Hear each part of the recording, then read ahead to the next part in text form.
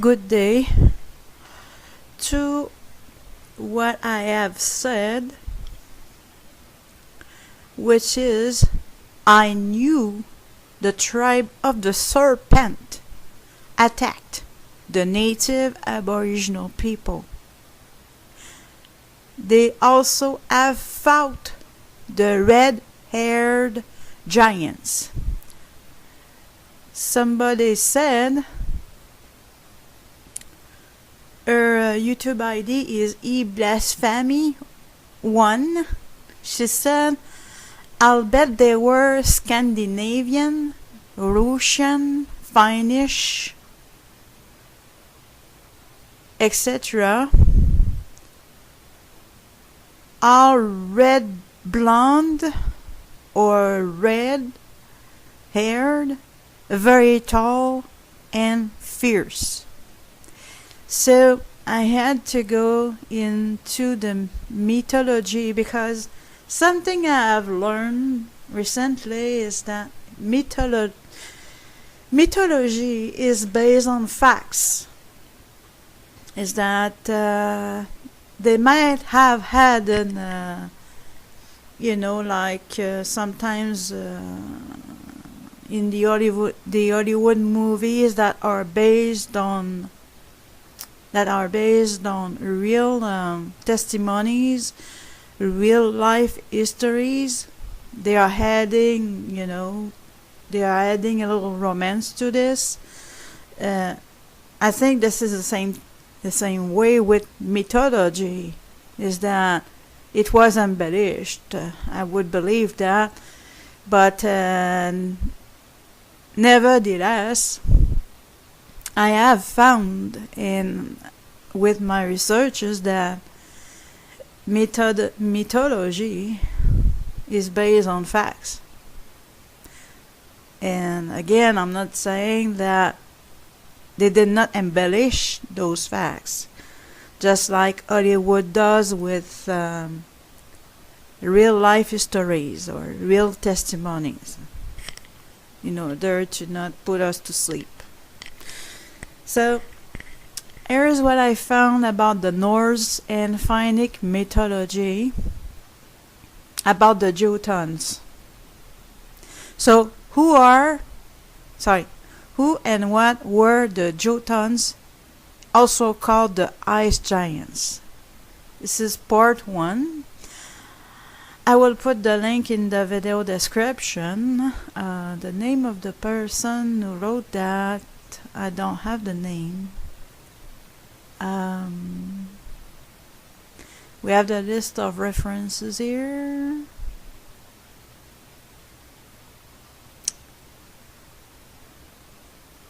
The name is not mentioned, but I will put the link in the video description so that there is no misunderstanding that I'm not the one who wrote that. And I'm just reading, okay? Because I don't pretend to know everything under the sun, and I don't know much about the Jotuns. So here we go. We're going to read this. The Nordic giants, common misconceptions and corrections. When Norse mythology is perused in folkloric studies or in other accounts, usually the concentration lies on the deeds of the Aesir, among whom are, for instance, the popular Odin and Thor. Some of the less well-known branches of the Nordic sagas are the stories about the Jotuns, also called the Ice or Frost Giants. This underappreciated folklore may be often neglected simply because, from the Middle Ages on, giants have usually been depicted as dumb, boorish creatures with little interest to anything else than bashing one another with clubs and eating peasants. In modern fantasy literature, the situation remains the same. When J.K. Rowling's Harry Potter series slowly hinted that giants would step into the picture, I nurtured some hopes that the portrayal would be different from the usual cliché. This did not happen. Also, when it comes to Northern European folk stories related to trolls, they usually have at least a minor basis in the Jotun mythos, even if the impressions have become twisted considerably during the centuries. Namely, in the older Norse sagas, the nature of the Jotuns is quite different from the modern view. So, what were those Jotuns like, if not lumpy trolls with brains the size of half of a ping pong ball? For one thing, it was told that one of the roots of Yggdrasil, the word tree, extended itself into a Jotunheim, the mythical home of the ice giants. It granted them lives of hundreds of years long. Many of them possessed wizardous powers, shape-shifting abilities, and their abodes were usually richly decorated fortresses or longhouse-type mansions instead of dirty, stinking caves with a sprinkle of straw on the floor. Despite their vast size, such adjectives as ugly were not all that often associated with them. Also, as the oldest beings of the universe, they had great amounts of knowledge and wisdom. The astute Mimir, from whom Odin acquired supreme wisdom by drinking from his well, was a Jotun. Another example of a sage-like giant is, I don't know how to pronounce that, Wafpronir. Sorry for the mispronunciation. The link will be posted. With whom Odin had a battle of wits. Wafprunismal recounts of the following.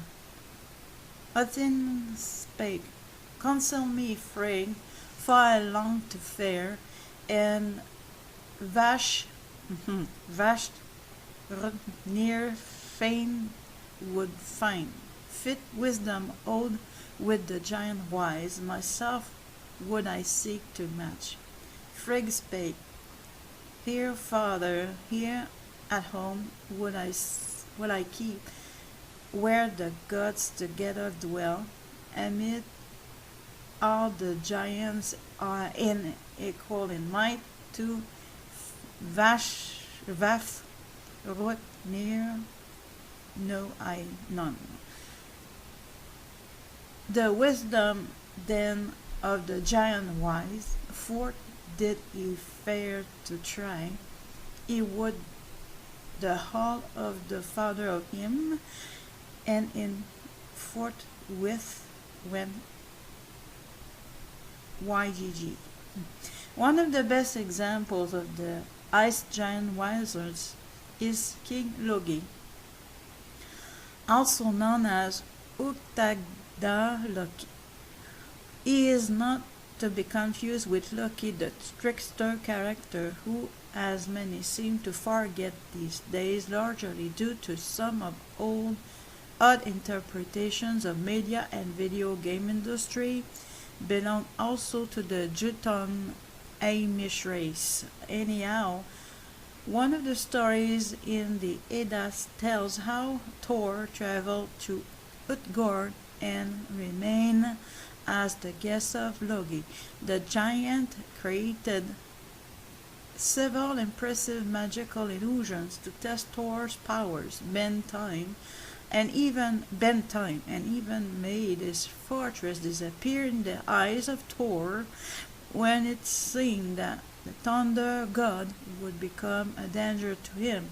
Logi, furthermore, contradicts entirely the ugliness factor usually associated with giants. Thorstein's saga, Viking Sonar, describe him in the following way. A king named Log ruled that country which is north of Norway. Log was larger and stronger than any other man in that country. His name was Lighten from Lodge to Alodge, and after him the country was called Alodgeland. Lodge was the fairest of men, and his strength and stature was likened to that of his kinsmen, the giants from whom he descended. The same saga also speaks of the elves of Alfheim, and surprisingly compares them to the giants when it comes to handsome looks. The land governed by King Alf was called Alfheim, and all his offspring are related to the elves. They were fairer than any other people save the giants. Quite a few belonging to the Aesir also had giantess wives and otherwise hordes of bastards with them. Freyr fell in love with the first sight of Gigor, the daughter of the giant Gymir, and Solale because of her beauty. This very factor appears to be one of the major reasons wherefore the male Aesir quite commonly bedded giantesses.